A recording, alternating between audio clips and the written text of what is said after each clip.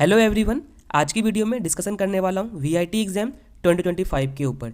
इससे पहले देख लोगे बहुत सारा पार्ट बना दिया हूँ, ये देखोगे तो पार्ट 7 है। ठीक है, इससे पहले क्या स्ट्रैटेजी होगा, बेस्ट स्ट्रैटेजी वीआईटी के लिए, किस पार्ट को ऐड किया गया है, किस पार्ट को रिमूव किया गया है, डिलीटेड टॉपिक क्या है, सबके ऊपर वीडियो बनाया हुआ है। मैं रिक्वेस्ट करूँगा उसे देख लेना। पार्ट 1 से देख लोगे पार्ट 6 तक बहुत सारा क्वेश्चंस करवाया हूँ। ठीक है, चाहे वो फिजिक्स का हो, केमिस्ट्री का हो, मैथ्स का हो, इंग्लिश, ठीक है, और एलआर। यहाँ पे तो मैं गारंटी दे दिया हूँ 15 आउट ऑफ 15 मेरे प्लेलिस्ट से ही आएगा। इसके बाहर क्वेश्चंस कहीं से नहीं आने वाला है। मैं रिक्वेस्ट करूँगा उसे देख लेना। आज का वीडियो क्या है ना, देखोगे लास्ट 15 डेज 20 डेज पहले बच्चे देख रहे हैं तो क्या स्ट्रैटेजी होगा इसके ऊपर डिस्कशन करने वाला हूँ। इस वीडियो में देख लोगे सबसे पहले मैं क्या करने वाला हूँ, लाइक चैप्टर बताने वाला हूँ। ठीक है, किस चैप्टर को पढ़ना है, मैक्सिमम देख लोगे 10 चैप्टर बताने वाला हूँ। ठीक है, चैप्टर दिखाने के बाद मैं क्या बताया हूँ, फॉर्मूला।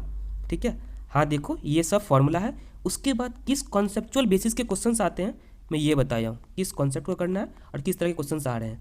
उसके बाद क्या रिसोर्सेज, किस रिसोर्स को फॉलो करना है मैं यहाँ पे बताने वाला हूँ। देखो मैं वन वर्ड में बोलूँगा, अभी तुम्हारे पास टाइम है, तुम अच्छा यहाँ पे कर सकते हो। इस बात को याद रखना, वीआईटी एग्जाम देख लोगे ना, वो बच्चे नहीं दे रहे हैं जिसका 99.999 परसेंटाइल है। मुझे लगता है, जैसा मैं बहुत समय से वीडियो बना रहा हूँ और मेरे कॉन्टैक्ट में बहुत सारे बच्चे हैं जो वीआईटी एग्जाम के मेंटरशिप में मेरे से जुड़े हुए हैं, बता दूँ वो बच्चे ही हैं जिसका 80 percentile, 75 percentile, max to max देख लोगे 90 परसेंटाइल वाले बच्चे हैं।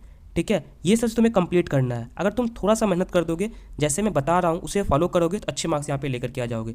देखो मैं फिर से बोल रहा हूँ, एक एक वीडियो बनाने में बहुत टाइम लगता है। मेरा एक ही सपना है, मैं तुम्हारे लिए इतना कुछ कर रहा हूँ, एक ही चीज़ चाहता हूँ ना, किसी बच्चे का अगर रैंक ना, ठीक है, वीआईटी एग्जाम में किसी बच्चे का रैंक अगर 100 के अंदर आता है ना, आके मुझे कांटेक्ट करना, भैया आपका वीडियो देखा हूँ तो मेरा 100 रैंक आया है। ऐसा नहीं है कि सिर्फ मेरे कारण से ही आएगा, तुम्हारे हार्डवर्क से ही आएगा, बट मुझे बताना, मुझे समझ में आएगा किसी बच्चे का हेल्प किया हूँ, बच्चे भी आके मुझे फीडबैक दिए। मेरा ड्रीम है। जैसे मणिपाल एग्जाम में देख लोगे ना, तो मणिपाल एग्जाम में मैं ओपन सबके सामने बोल सकता हूँ रैंक 2, रैंक 47, बहुत ऐसे बच्चे हैं 100 के अंदर जो रैंक लेकर के आए हैं। हाँ आज मैं बोल सकता हूँ कि मणिपाल के बच्चे को गाइड किया हूँ तो बच्चे का रैंक 2, रैंक 47 ये सब आया है यहाँ पे।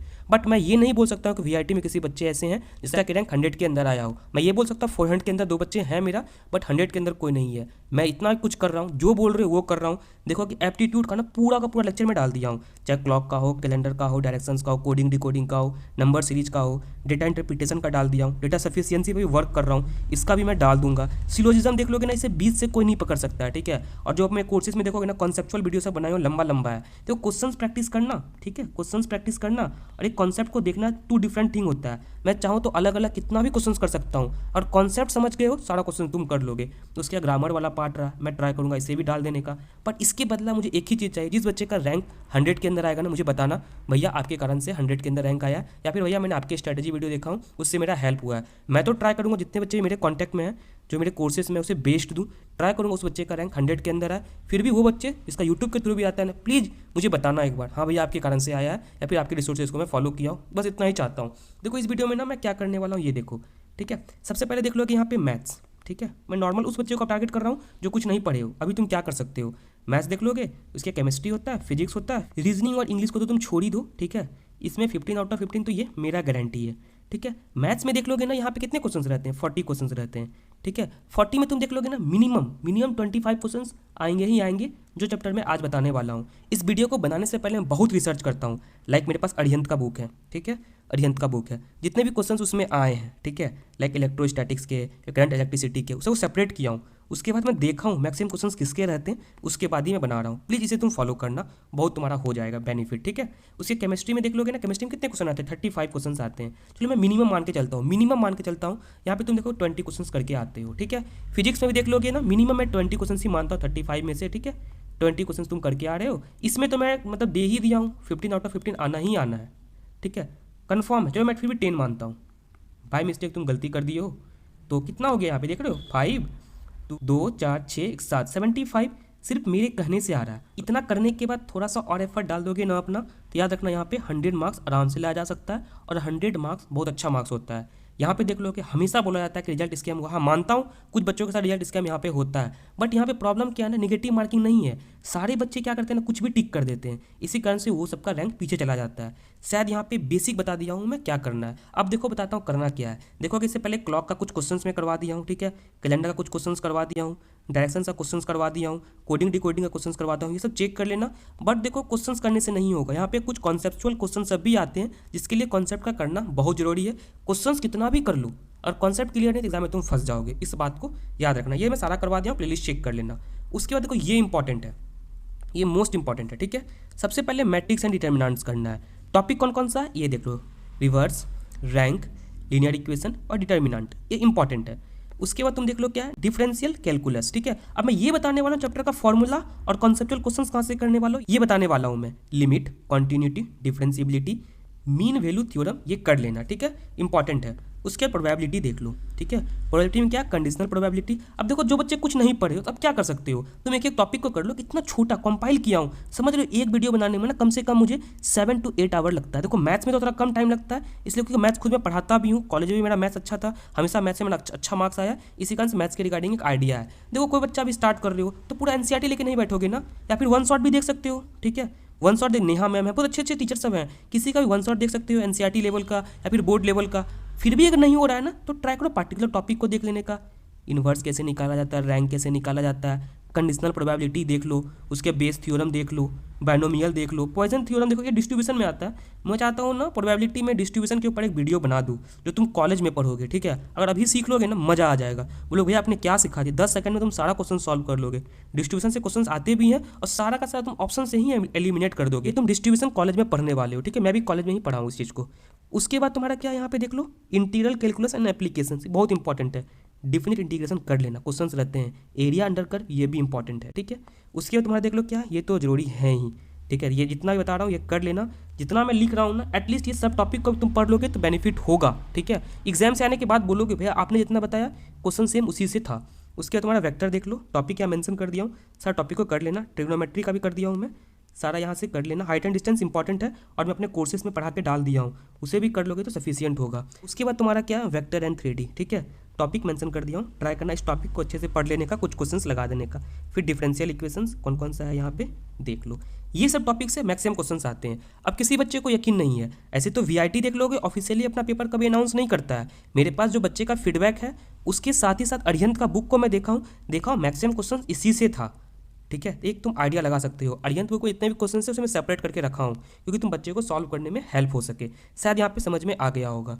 उसके बाद वो बच्चे जो अभी भी कुछ नहीं पढ़े हो, तुम्हारे पास चांस है, तुम चाहो तो वीआईटी एग्जाम को अभी टारगेट कर सकते हो।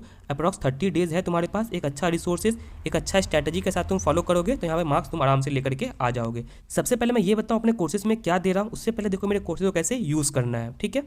जस्ट सर्च करना आपकासिद्धार्थ.in, तुम यहाँ पे आ जाओगे। अदरवाइज डिस्क्रिप्शन में मेरा वेबसाइट का लिंक होगा, तुम वहाँ पे जाके क्लिक कर सकते हो। देखो पहले बच्चे का फीडबैक देखना, ये सारे बच्चे हैं, ठीक है। मैक्सिमम बच्चे मणिपाल वाले मिलेंगे, कुछ कुछ बच्चे वीआईटी वाले मिलेंगे, तुम देख लेना यहाँ पे, ठीक है। बच्चे का फीडबैक सब है, क्या रहा है, ऐसे ये रैंक 4 देख लोगे, रैंक 56 और भी कुछ बच्चे का फीडबैक है, मैं उसे डाल दूंगा। बच्चे का पहले फीडबैक देख लेना, मेरा मेंटरशिप या मेरा कोर्स वर्थ इट है या फिर नहीं है। उसके जस्ट यहाँ पे क्लिक करना है वीआईटी पे। देखो मैं मॉक का भी तैयारी कर रहा हूँ, जो बच्चे मेरे कोर्सेज में इनरोल है 1 से 2 मॉक देने वाला हूँ। देखो मैं कोर्सेज में क्या क्या दे रहा हूँ, ठीक है। जस्ट यहाँ पे आओगे, ये देखो लास्ट ईयर का है, इसे नहीं देखना है, इसे ठीक अभी अवॉइड करना है।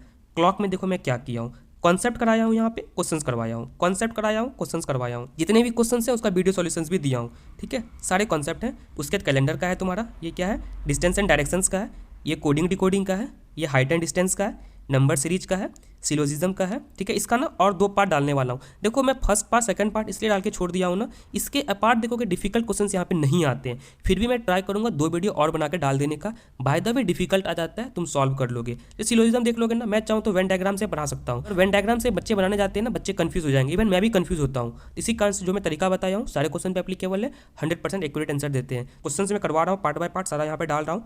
डेटा सफिशियंसी के ऊपर एक वीडियो आ गया, डेटा इंटरप्रिटेशन पे एक वीडियो आ गया, बाकी यहाँ पे 3-4 वीडियो और आने वाला है। क्योंकि देखो अगर डेटा सफिशियंसी, डेटा इंटरप्रिटेशन से क्वेश्चन आते हैं, एक क्वेश्चन रहेंगे 3-4 पार्ट रहेगा उसका। इसी कारण से यहाँ पे कुछ और पार्ट भी आने वाला है, उसे भी मैं यहाँ पे डाल दूंगा। देखो इसके पार्ट में क्या क्या देने वाला हूँ ये बताता हूँ। एलआर और इंग्लिश के बारे में सोचना ही नहीं है, ये मेरा रिस्पॉन्सिबिलिटी है, और मैं ट्राई करूँगा 2-3 मॉक भी दे देने का, जिससे कि तुम कम से कम एक समझ सको एग्जाम पैटर्न को, ठीक है। चलो बताता हूँ इसके पार्ट और क्या क्या दे रहा हूँ। इसके पार्ट देख लोगे, ठीक है, चाहे फिजिक्स का हो, ठीक है, केमिस्ट्री का हो, मैथ्स का हो, इसका मैं प्रैक्टिस क्वेश्चन दे रहा हूँ जो बेस्ट रिसोर्सेज तुम्हारे लिए हो सकता है, ठीक है। अरिहंत बुक का ना जितने भी क्वेश्चंस हैं वहाँ का सारा क्वेश्चंस मैं दे रहा हूँ, उसे भी प्रैक्टिस करवाऊंगा, ठीक है। उसके बाद हैंड रिटेन नोट्स दे रहा हूँ, हैंड रिटेन नोट्स दे रहा हूँ। इसके अपार्ट देखो कि बहुत सारा नेमिंग रिएक्शन सब है, वो सब भी मैं यहाँ पे प्रोवाइड कर रहा हूँ। इसके अपार्ट और कुछ भी चाहिए होगा वो भी प्रोवाइड किया जाएगा। कंप्लीट बता ही दिया क्या क्या मैं अपने कोर्सेज में दे रहा हूँ। हैंड रिटन नोट दे रहा हूँ, 24/7 डाउट सॉल्विंग फैसिलिटी। कभी भी कोई भी प्रॉब्लम आएगा मेरे से कॉल पे बात कर सकते हो, मैं ट्राई करूँगा उसे सॉल्व कर देने का। एक्सपर्ट चॉइस फिलिंग, देखोगे ये काउंसलिंग का पार्ट है, ये भी इसमें इंक्लूड है, ठीक है। काउंसलिंग भी मैं खुद करके देने वाला हूँ। At the time of counselling मैं ट्राई करूँगा VIT वेल्लोर का हो, अमरावती का हो, भोपाल का हो, चेन्नई का हो, स्टूडेंट को इन्वाइट करूँ, 1-to-1 इंटरेक्शन करवा दूँ, कॉलेज सच में लेना वर्थ इट है या फिर नहीं है। कॉलेज देखोगे आउटसाइड से कुछ और दिखता है, इनसाइड से कुछ और होता है। मैं ट्राई करूंगा रियलिटी बताने का, सच में कौन सा ब्रांच लेना वर्थ इट है, कौन सा ब्रांच लेना वर्थ इट नहीं है। ये कब तक वैलिड रहेगा ऐसे देख लोगे तो ये लास्ट राउंड, जब तक तुम्हारा एडमिशन डन नहीं होता तब तक मैं तुम्हारे साथ हूँ। इवन कॉलेज में कभी प्रॉब्लम आएगा मेरे से बात कर सकते हो। उसके बाद चैप्टर वाइज प्रैक्टिस क्वेश्चन ये दे रहा हूँ। कोई चैप्टर लाइक तुम फर्स्ट डे में बताया हूँ क्या इस चैप्टर को कंप्लीट करना है, जैसे तुम कंप्लीट कर लोगे उसके प्रैक्टिस क्वेश्चन को मैं दे दूंगा। 1-to-1 कॉलिंग फैसिलिटी, मतलब कभी भी कोई भी प्रॉब्लम आएगा मेरे से बात कर सकते हो, मेरी टीम से बात कर सकती हो। कोर्स में क्या कोर्स दे रहा हूँ, LR दे रहा हूँ और काउंसलिंग सपोर्ट दे रहा हूँ। शायद यहाँ पे समझ में आ गया होगा।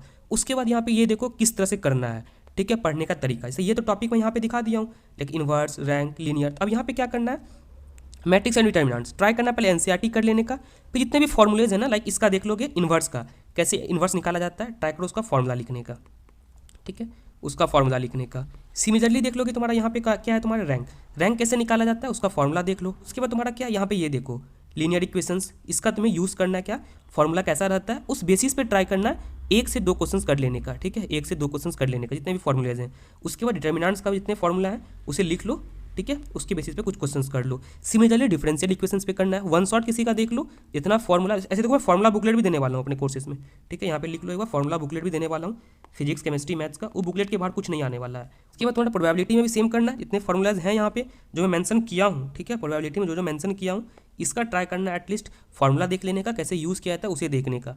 बाकी सबके लिए करना है, ये हो वेक्टर हो कोई भी चैप्टर हो, ठीक है। मैं सब टॉपिक यहाँ पे ऑलरेडी मेंशन कर दिया हूँ, इसी कारण से ट्राई करना है सबका फॉर्मूला लिखने का और कुछ बेसिक क्वेश्चन कर लेने का। मैं ओपन चैलेंज बोलता हूँ, जो बच्चे भी इस चीज़ को फॉलो करेंगे ना, तुम देखोगे अगर तुम्हारा 10 क्वेश्चन बन रहा था ना, ठीक है, 10 से तुम 15 क्वेश्चन पे आ जाओगे। मैं ये नहीं बोल रहा हूँ कि 10 से तुम डायरेक्ट 40 पे आ जाओगे, बट मैं ये बोल सकता हूँ अगर तुमसे 10 क्वेश्चन बन रहा था, आज तुम सॉल्व करोगे 10 से कम तुम 15 से 20 क्वेश्चन तक आराम से आ जाओगे। ये अच्छा इंप्रूवमेंट है, ठीक है। बच्चे को लग रहा होगा 10 से 15 ही तो भैया आ रहा है, 5 बढ़ रहा, 5 बढ़ना बहुत अच्छा है, ठीक है, इस जो तुम फॉलो करो। मैं ट्राई करूंगा सिमिलरली केमिस्ट्री के लिए भी लाने का, अगर तुम लोगों का फीडबैक रहा तो, ठीक है, फिजिक्स के ऊपर भी लाने का।